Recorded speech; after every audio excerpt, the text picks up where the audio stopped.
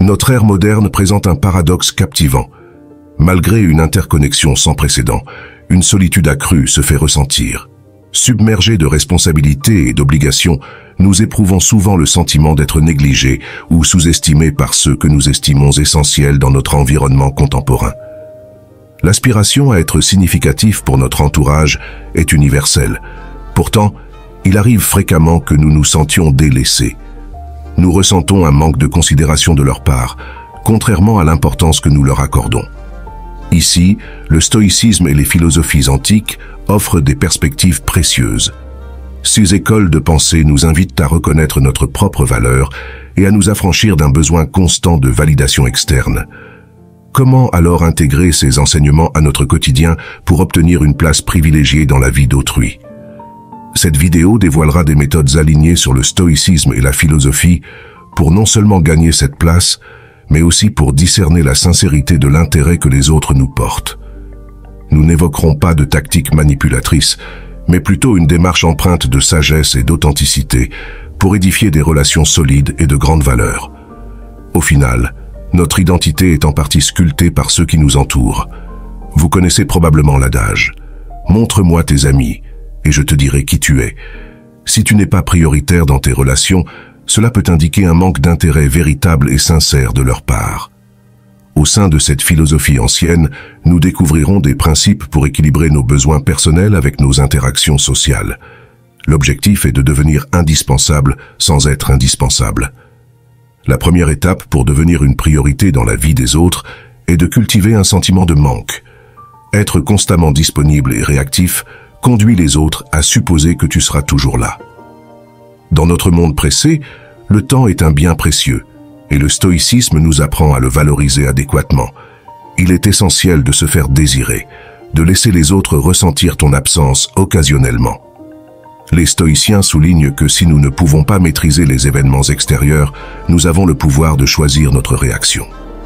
En attribuant de la valeur à ton temps et à ton attention, tu affirmes ton respect de soi.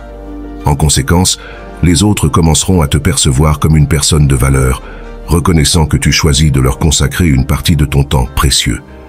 N'hésite donc pas à refuser ou à ne pas répondre immédiatement aux sollicitations.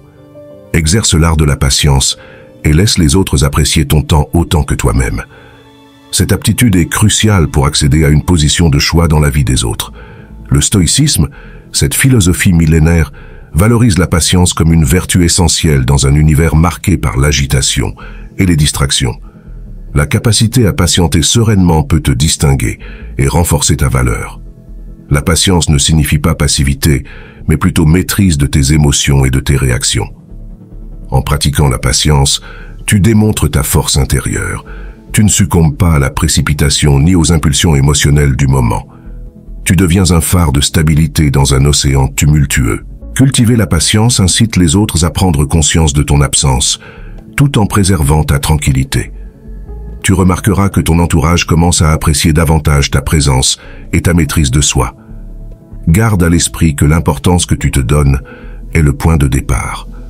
Évite de rechercher sans cesse l'approbation et l'attention d'autrui. Sois le souverain de ton temps et de ton attention, et tu constateras que les gens commenceront à te valoriser plus. Un élément crucial pour augmenter ta valeur aux yeux des autres est de limiter ta disponibilité constante.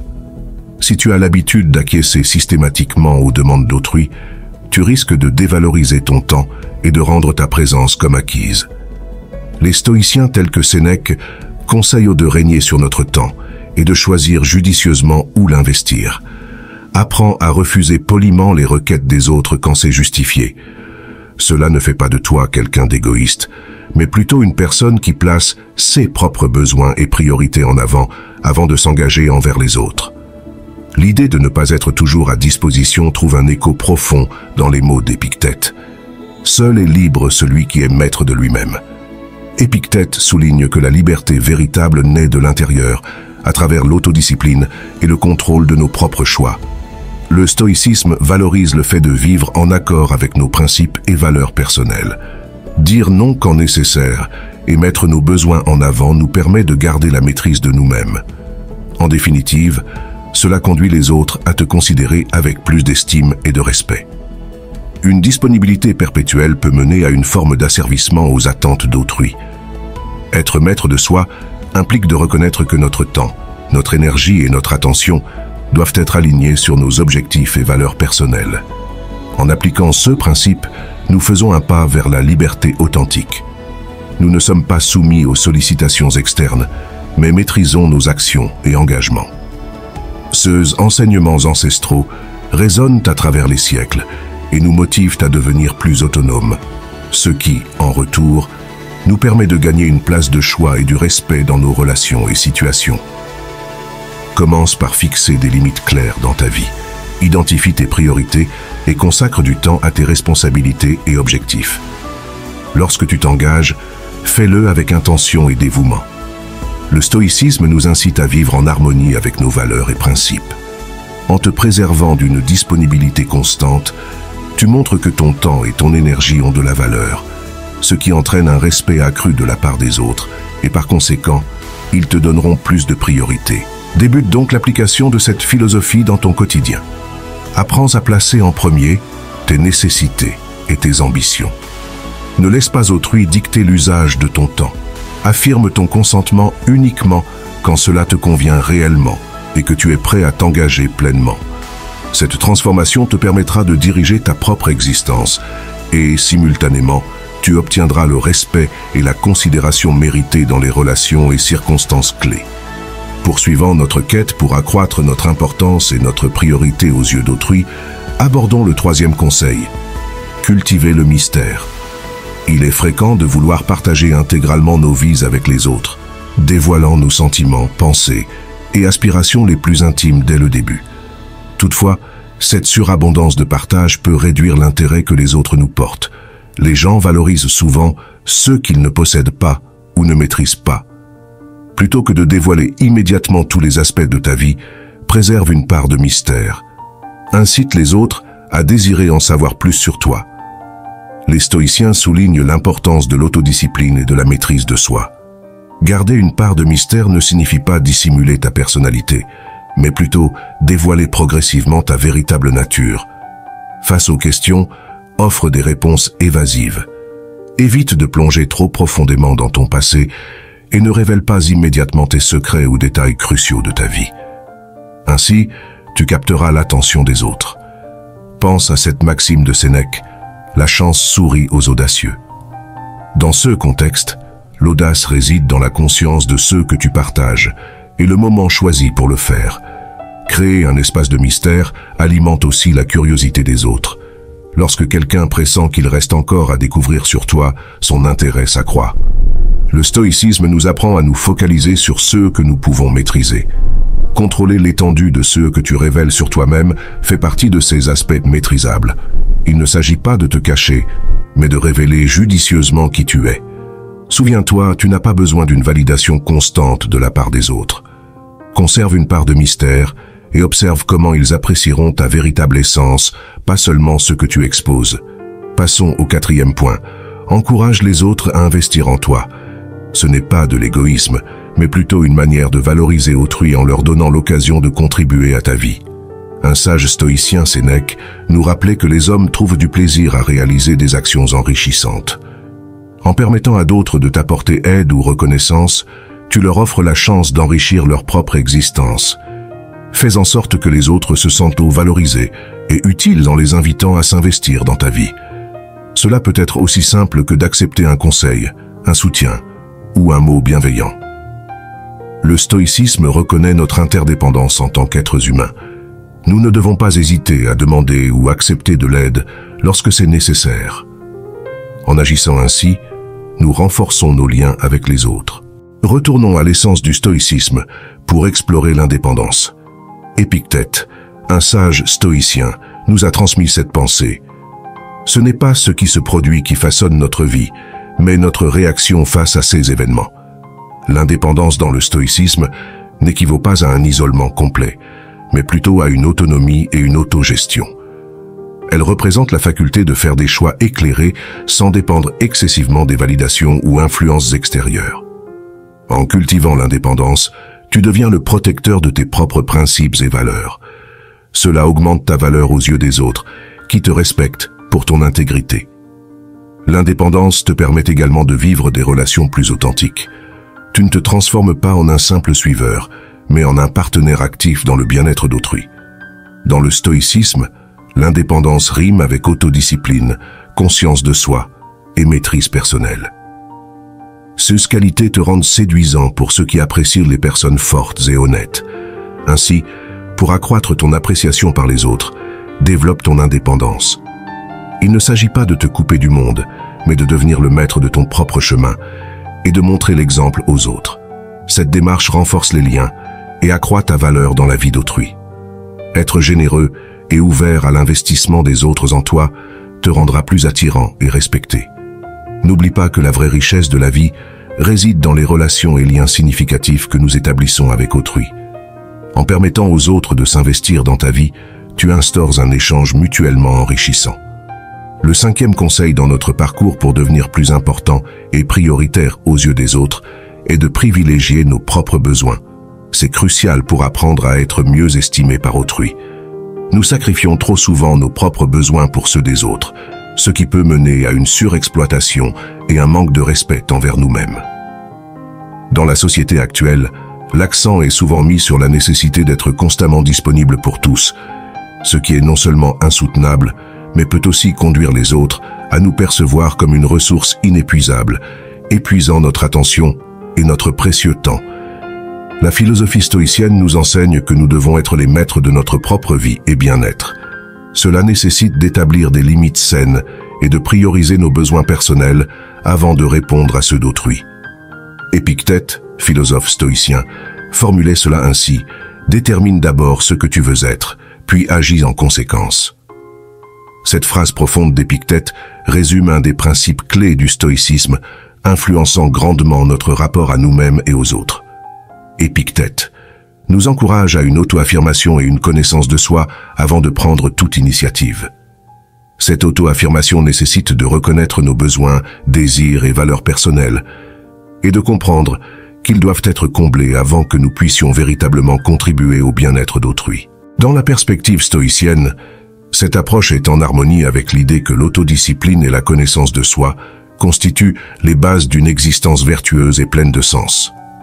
Pour apporter une véritable utilité aux autres, il est essentiel de cultiver en nous-mêmes des qualités telles que l'authenticité, la résilience, l'autodiscipline et l'empathie.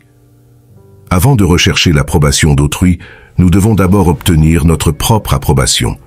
Cela ne signifie pas être narcissique ou indifférent aux besoins des autres, mais plutôt établir un socle ferme de connaissance et d'acceptation de soi. Lorsque nous sommes confiants en notre identité et nos buts, nous émanons une assurance qui attire naturellement les autres. Le stoïcisme nous guide dans la définition de nos valeurs, objectifs et vertus au travers de l'introspection et de l'auto-évaluation. Ainsi, nous créons une boussole intérieure qui oriente nos actions et décisions. La citation d'Épictète met aussi en lumière l'importance de l'action. Il ne suffit pas de se déclarer dans nos intentions. Nous devons également les appuyer par des actes cohérents. Agir en adéquation avec notre véritable identité renforce notre valeur et attire ceux qui valorisent la cohérence et l'intégrité. Nous abordons à présent le 6e point essentiel. Ne place pas les autres au centre de ta vie. Dans notre société contemporaine, il est courant de glorifier les autres au détriment de notre propre chemin. Ne fais pas d'eux le noyau de ton existence. Évite d'être constamment disponible. Valorise ton temps et ton attention, et tu verras comment cela te rendra plus estimé par les autres. Les réseaux sociaux et la quête d'approbation extérieure sont devenus une recherche constante de validation et de bonheur, nous éloignant de notre authenticité et nous transformant en marionnettes manipulées par les autres. Le stoïcisme nous enseigne à être le pilier de notre propre univers, à privilégier nos passions et nos objectifs. En procédant ainsi, nous gagnons en importance et en respect auprès d'autrui. L'empereur stoïcien Marc Aurèle affirmait avec sagesse « Nul ne peut te blesser sans ton consentement. Ne laisse pas les autres te définir ou te contrôler. » Cette puissante affirmation de Marc Aurèle nous rappelle que nous sommes les protecteurs de notre paix intérieure et de notre bien-être émotionnel. Dans un monde où les opinions et les jugements d'autrui sont omniprésents, il est crucial de réaliser que nous avons le pouvoir de choisir leur impact sur nous. Le stoïcisme nous encourage à développer l'indifférence sélective, c'est-à-dire à distinguer ceux qui méritent notre attention et notre temps de ceux qui ne le méritent pas.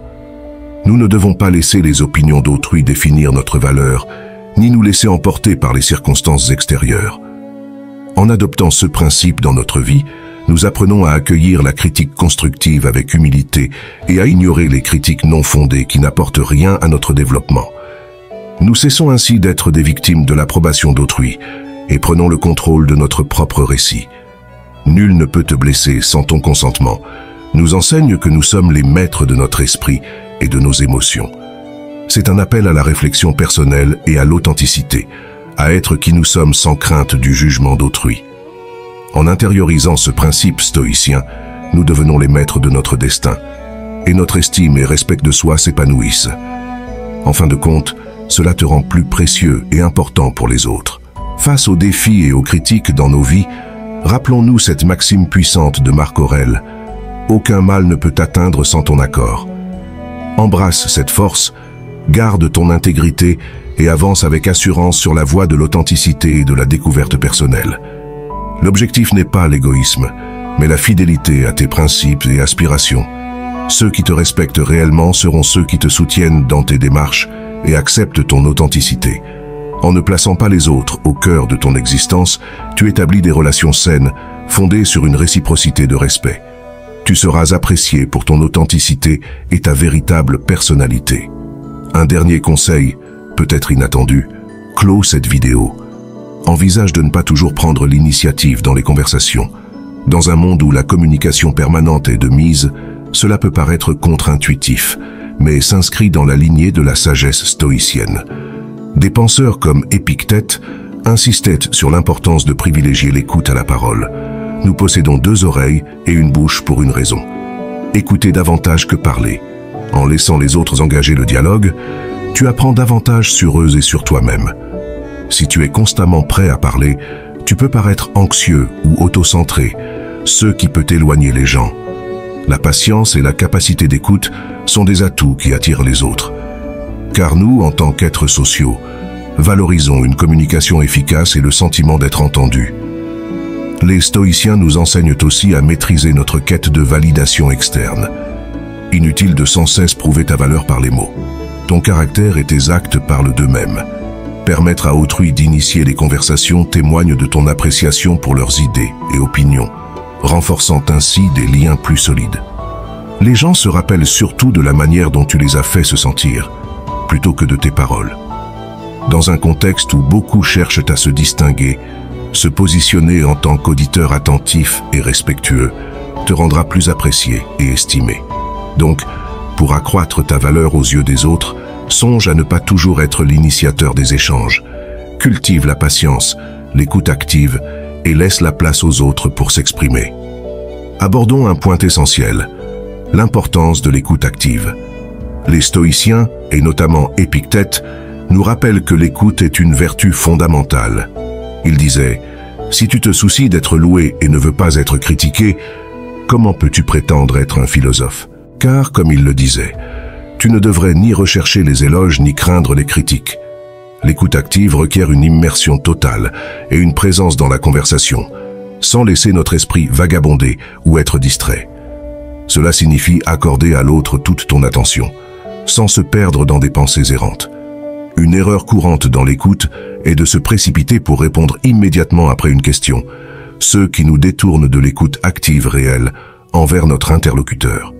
En écoutant activement, tu exprimes du respect et de l'empathie envers les autres, leur donnant le sentiment d'être valorisés et compris, ce qui peut souvent mener à ce qu'ils te valorisent davantage à leur tour. Dans le stoïcisme, l'écoute active est alignée avec la vertu de la sagesse, qui implique de chercher une compréhension plus profonde de soi-même et du monde qui nous entoure. Donc, si tu désires obtenir une place de choix dans tes relations et situations, adopte l'écoute active. Cela te distinguera et te rendra plus apprécié. Pour conclure, les conseils partagés aujourd'hui ne sont qu'un début dans ton parcours vers une reconnaissance accrue de la part des autres. Le stoïcisme offre un cadre solide pour établir des relations plus authentiques et significatives. Mais en pratique, ces recommandations, et observe comment elle transforme tes relations et ta vie dans son ensemble. Tu seras étonné de l'impact que tu peux avoir en embrassant la sagesse stoïcienne.